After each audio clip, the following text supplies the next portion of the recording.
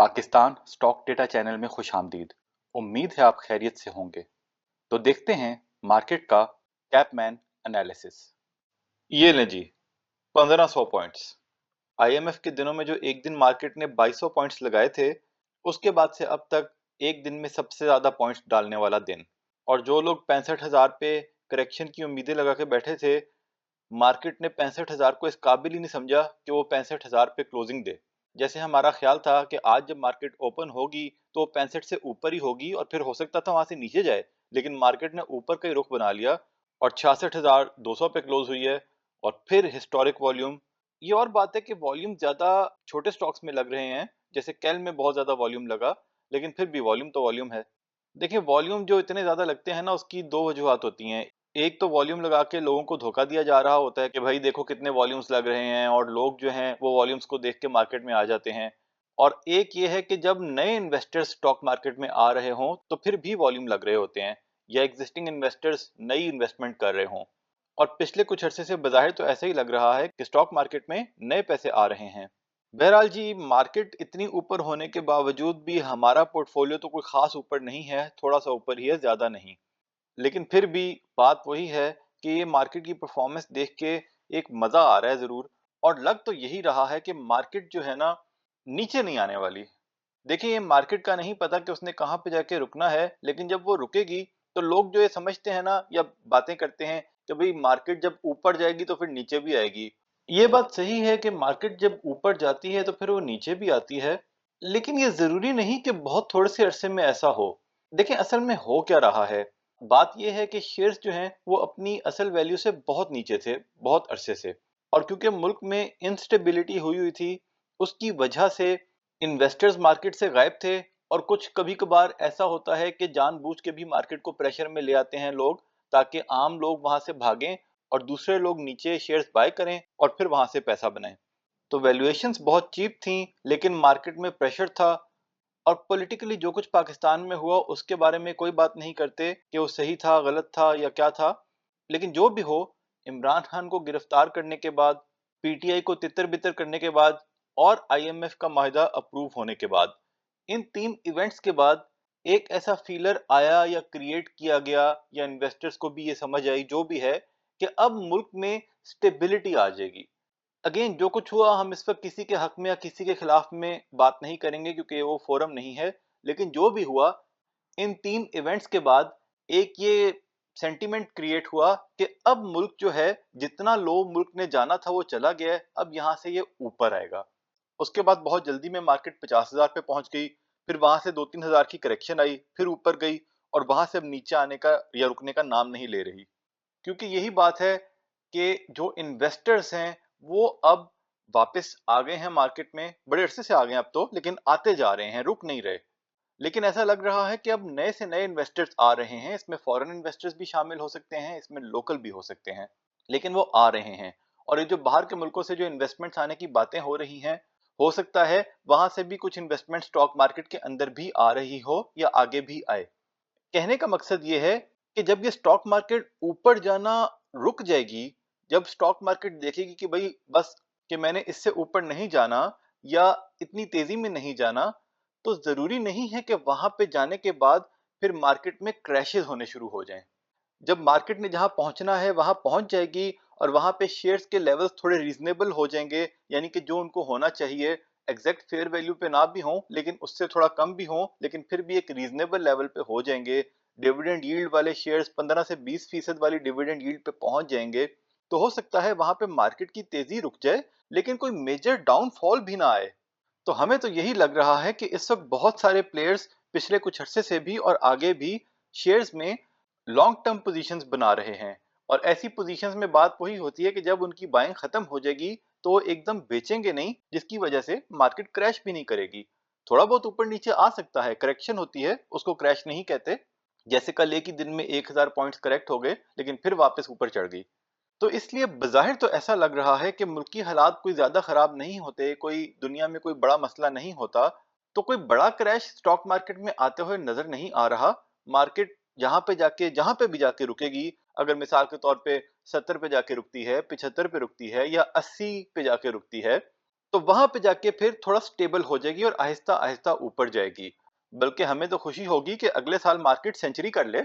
लेकिन हमें भी अब ये लगता है कि अब लोगों को ना थोड़ी लॉन्ग टर्म पोजीशंस के बारे में सोचना चाहिए। हम तो 40,000 से मार्केट में बैठे थे, लेकिन हमें भी अंदाजा नहीं था कि इतनी तेजी मार्केट ऊपर जाएगी, और हम तो अपने शेयर साथ साथ बेच देते थे। यकीन माने, अगर उस टाइम पे हमने शेयर्स जो खरीदे थे 40,000 पे, अगर हमने अपना पोर्टफोलियो का एक शेयर भी ना बेचा होता, वैसे ही रखा होता, तो इस टाइम पे हमारी इन्वेस्टमेंट कम से कम डबल हो चुकी होती। लेकिन यही सोच के कि भाई मार्केट इतना ऊपर तो चली गई है और कितना ऊपर जाएगी, हम बीच बीच में शेयर्स बेच देते, और हमें आज की तारीख में भी काफी मुनासिब फायदा हुआ है। लेकिन वो डबल से आधा है।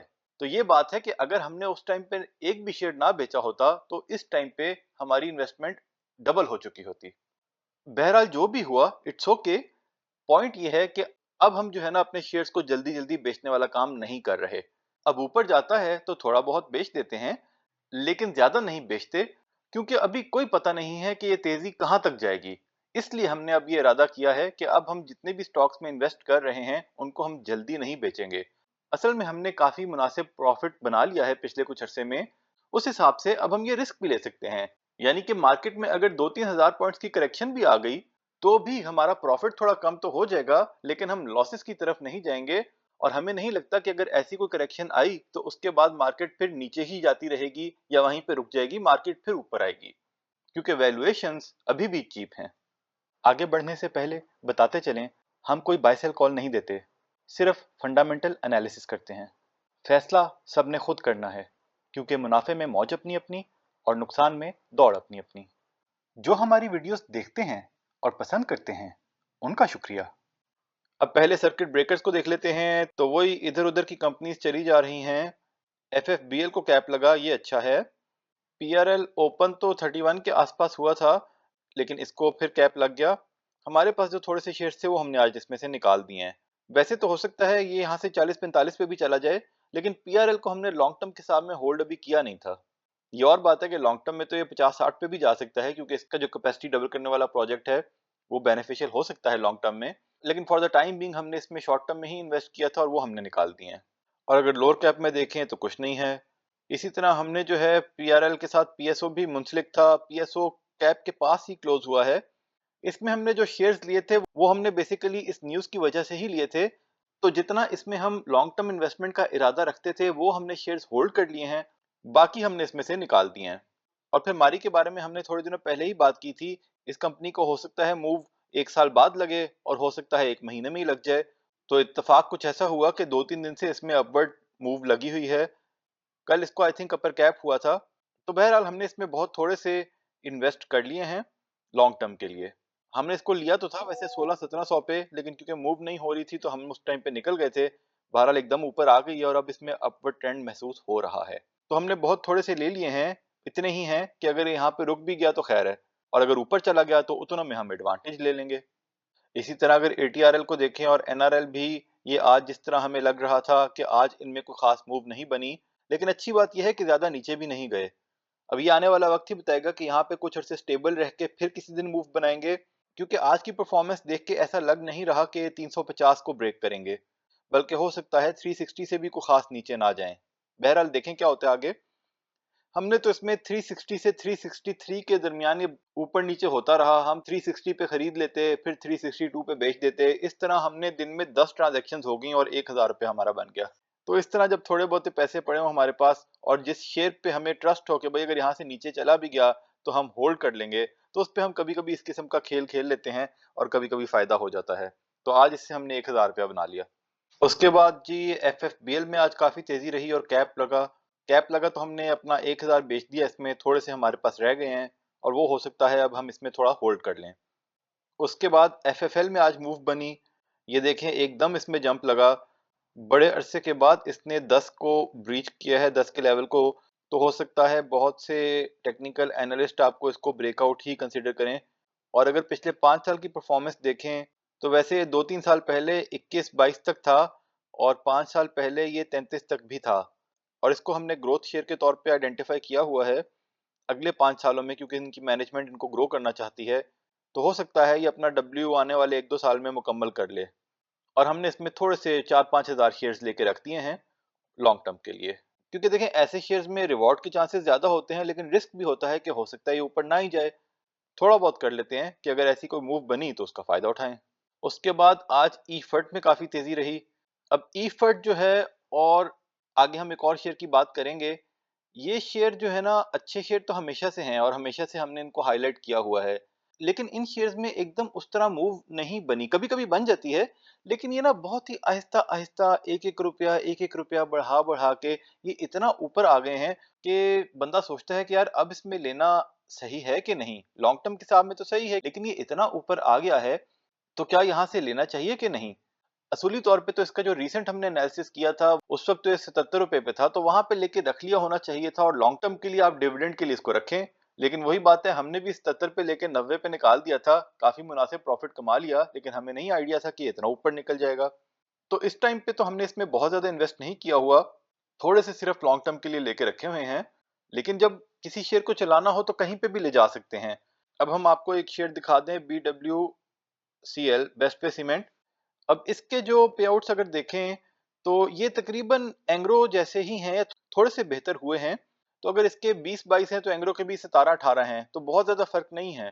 तो ये 20-22 के डिविडेंड्स के साथ 194 रुपए की वैल्यू हो चुकी हुई है। यू नेवर नो, ईफर्ड को भी 150-160 पे ले जाएं। तो इसलिए कुछ ना कुछ शेयर्स तो उसमें रखने चाहिए, पोर्टफोलियो का पार्ट होना चाहिए। लेकिन ये फैसला आप खुद कर लें कि अगर अभी किसी ने लेना है तो क्या उसको ज्यादा शेयर उसमें डालने चाहिए कि नहीं। पहले से लेके रखा हुआ है तो बहुत अच्छा है और उसको उसको कंटिन्यू करना चाहिए। फिर एंग्रो में भी हल्की सी तेजी रही। इसकी मंडे को बोर्ड मीटिंग है जो बड़ी इंपॉर्टेंट है। बड़ी इंपॉर्टेंट तो नहीं है, लेकिन बड़ी इंपॉर्टेंट हो सकती है, क्योंकि हमें नहीं पता उस बोर्ड मीटिंग में उन्होंने क्या डिस्कस करना है। लेकिन हो सकता है एंग्रो एनर्जी और ईपीक्यूएल को लेकर कोई न्यूज आए, इसलिए वो अनाउंसमेंट एंग्रो के लिए और ईपीक्यूएल के लिए, दोनों के लिए बहुत इंपॉर्टेंट हो सकती है। लेकिन याद रखिएगा कि अगर वो कोई आम सी मीटिंग हुई और वहां से कोई खास न्यूज ना आई, तो फिर चांसेस ये हैं कि उस अनाउंसमेंट के बाद एंग्रो में भी प्रेशर आ सकता है और ईपीक्यूएल में भी प्रेशर आ सकता है। लेकिन हमें लगता है कि अगर वो ऐसा प्रेशर आया भी तो वो शॉर्ट टर्म एक आधे दिन का प्रेशर होगा और उसके बाद दोनों में बाइंग आ जाएगी। फिर ये जी, आज फिर एक नोटिस आया शाहमराज शुगर के, अभी 263 के ऊपर भी थोड़े से शेयर्स बाय किए गए हैं। तो again this is a positive sign, और अगले 3 हफ्ते शुगर सेक्टर के लिए बहुत इंपॉर्टेंट होने वाले हैं। तो लेट्स सी क्या होता है। अब आज कैपको को भी अपर कैप लग गया। देखिए, अगर आप हमें फॉलो करते हैं तो आप जानते हैं कि कैपको लॉन्ग टर्म के लिए हमारे फेवरेट शेयर्स में से है। लेकिन क्योंकि इनकी मैनेजमेंट कुछ कर नहीं रही, कोई न्यूज नहीं आ रही, जिसकी वजह से थोड़ा प्रेशर में था। अब जब इसने पीछे डिविडेंड अनाउंस किया था, वो डिविडेंड एक्स होने के पास हम इसमें से निकल गए थे और हमने यही सोचा था कि हम इसमें दोबारा एंट्री नहीं लेंगे फॉर द टाइम बिंग। लेकिन फिर ये ऊपर थोड़ा आना शुरू हुआ तो हमने थोड़े से लिए और वो थोड़े भी हमने 28-29 पे बेच दिए और आज इसमें अपर कैप लग गया। कहने का मकसद ये है कि अब हम अपनी स्ट्रेटजी इसीलिए बदल रहे हैं, अच्छे शेयर्स को थोड़ा सा लॉन्ग टर्म के लिए रख रहे हैं, क्योंकि शेयर्स रुक नहीं रहे। जो अच्छे शेयर्स हैं वो आहिस्ता आहिस्ता ऊपर ही जा रहे हैं। और कुछ शेयर्स में तो पता लग जाता है कि तेजी हो रही है, जैसे पीछे रिफाइनरी में कितनी तेजी थी।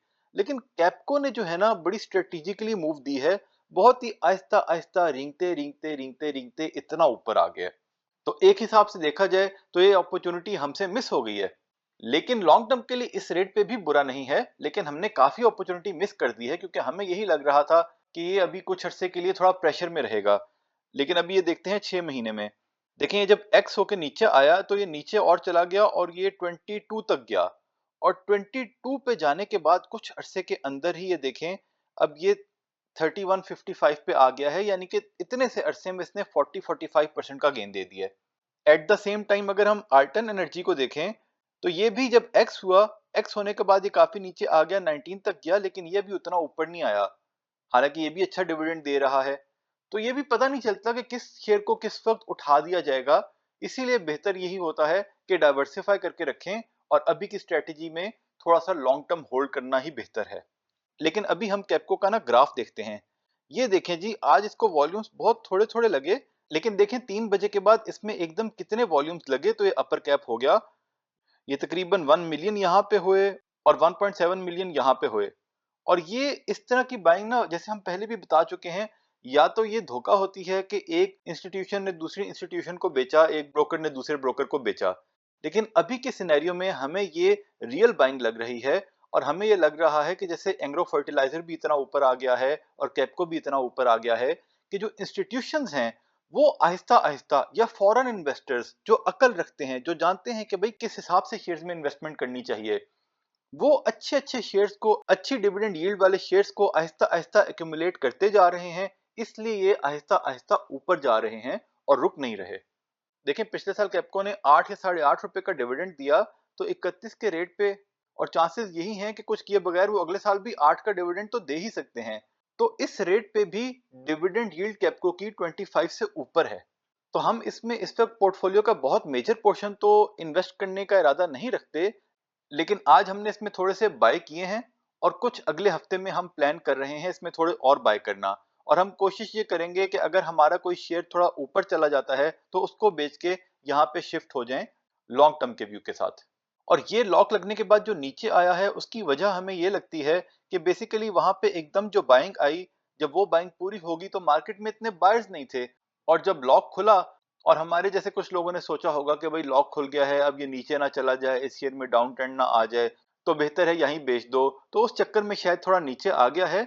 अब जरूरी नहीं कि आने वाले दिनों में भी लॉक लगे, लेकिन फिर भी हमें नहीं लग रहा कि यहाँ से बहुत नीचे जाएगा। और खाली कैपको की बात नहीं, हमने कल भी कहा था कि पावर सेक्टर में हमें एक मूव बनती हुई नजर आ रही है, महसूस हो रही है। तो आज अगर और भी कुछ दो तीन शेयर्स देख लेते हैं। एनपीएल में देखें यहाँ पे एकदम कितने वॉल्यूम्स लगे, बजाहिर तो ये सेलिंग वॉल्यूम नजर आ रहा है, लेकिन वो लगने के फौरन बाद बाइंग वॉल्यूम भी आ गया। तो ये भी 32 और 32.60 के दरमियान आज थोड़ा घूमता रहा है, लेकिन इसमें भी तेजी आती महसूस हो रही है। फिर एनसीपीएल में एकदम मूव बनी, वो उसी टाइम पे बनी जिस टाइम पे कैपको में बनी। या तो हो सकता है कोई अंदर की खबर हो सर्कुलर डेट की पेमेंट रिलीज के बारे में, या फिर किसी इन्वेस्टर ने, इंस्टीट्यूशनल इन्वेस्टर ने फैसला किया हो, शायद उसने हमारी ही वीडियो देख ली हो पावर सेक्टर वाली, तो उसने फैसला किया हो कि कुछ कुछ इन्वेस्टमेंट मुख्तलिफ पावर कंपनीज में कर दी जाए।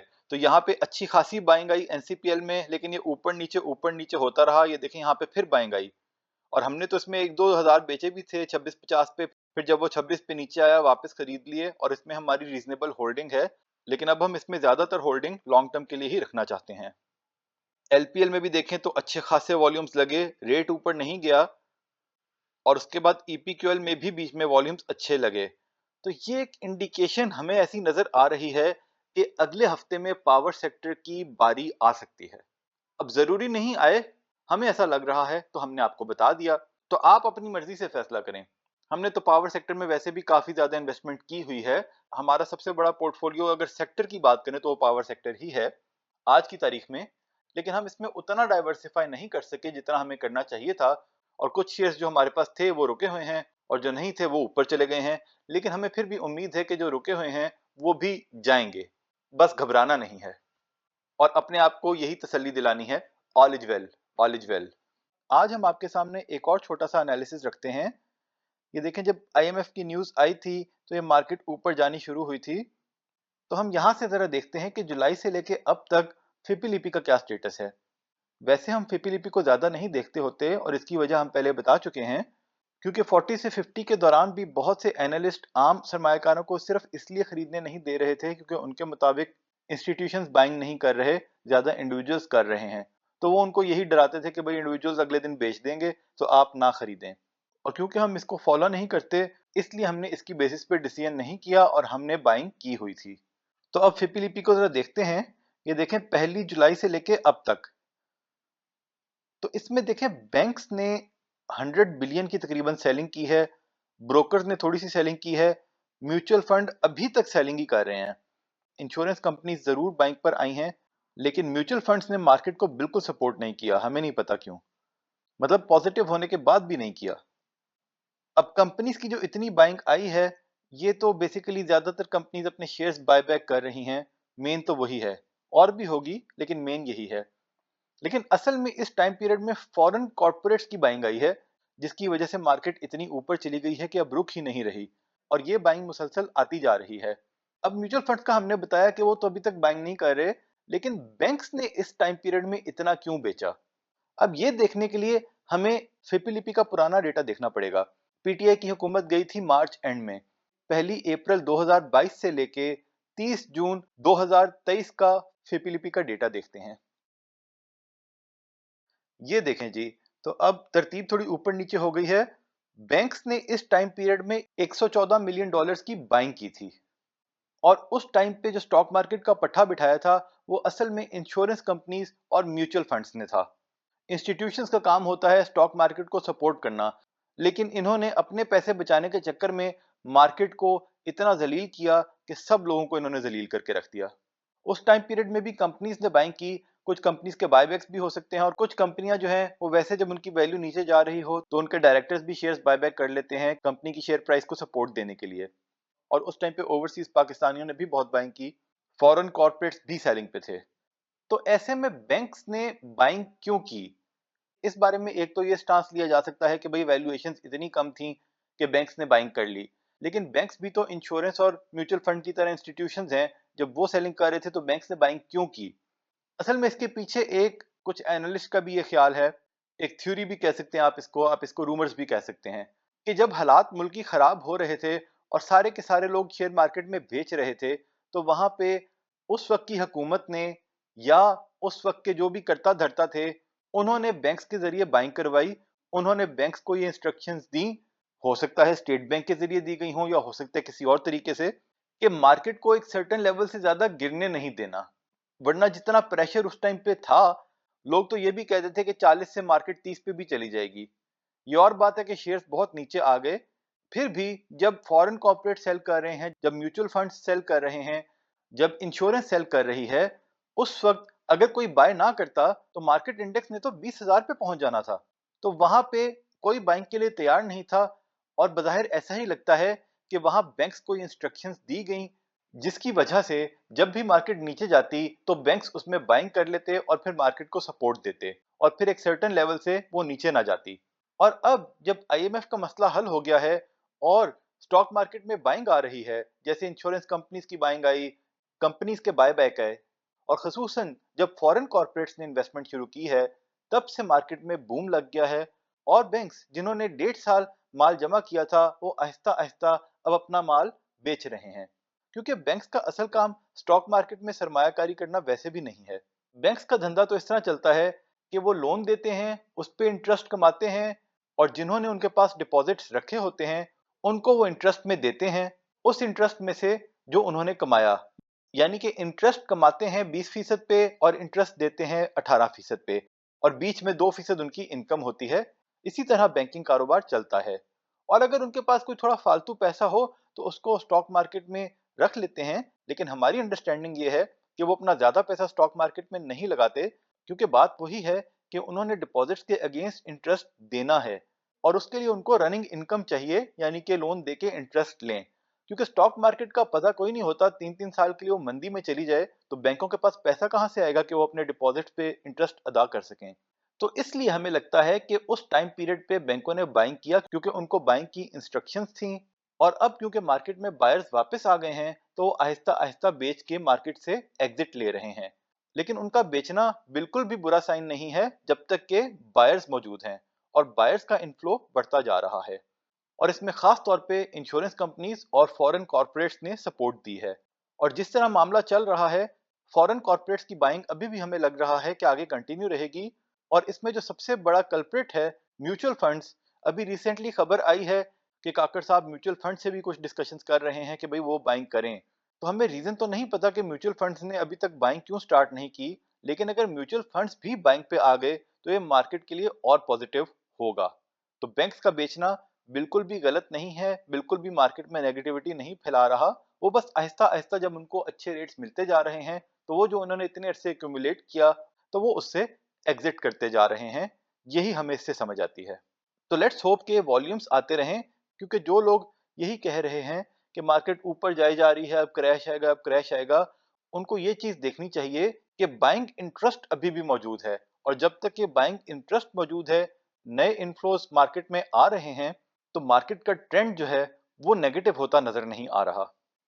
Let's hope for the best and prepare for the worst. तो ये था जी आज का एनालिसिस।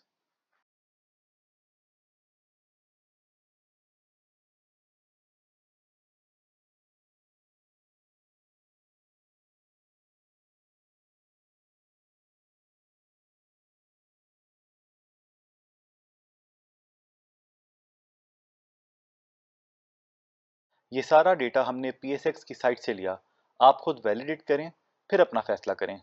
याद दहानी करवा दें कि बाय सेल कॉल नहीं थी, वजह पहले बता चुके। तज्जिया पसंद आया तो शेयर, लाइक, सब्सक्राइब करें, बेल आइकॉन पे क्लिक करें। खुश रहें और अपने अमल पे तवज्जो दें। अल्लाह के हवाले।